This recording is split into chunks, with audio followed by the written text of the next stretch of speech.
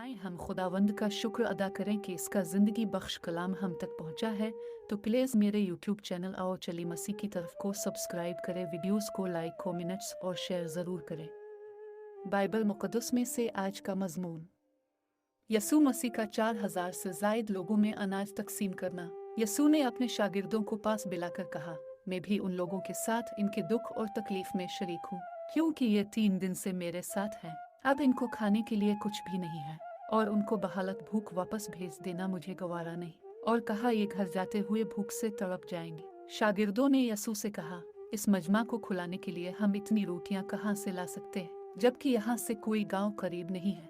उन्होंने पूछा, तुम्हारे पास कितनी रोटियां हैं? शागिर्दों ने जवाब दिया, हमारे पास सिर्फ 7 रोटियां और चंद छोटी मछलियां हैं। तब उन्होंने लोगों को जमीन पर बैठने का हुक्म दिया। इन 7 रोटियों और मछलियों को उठाकर उन्होंने इनके लिए खुदा का शुक्र अदा किया, फिर इनको तोड़कर शागिर्दों को दिया। शागिर्दों ने उनको लोगों में बांट दी। लोग खाकर शिकम सेर हुए। फिर खाने से बची हुई रोटियों के टुकड़ों को जब शागिर्दों ने जमा किया तो 7 टोकरियां भर गई। इस दिन खाना खाने वालों में मर्द 4000 थे।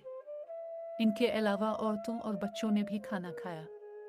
तब यसू ने इन लोगों को अपने अपने घरों को जाने की इजाजत दी। फिर कश्ती पर सवार होकर मगदिन नाम के इलाके में चले गए।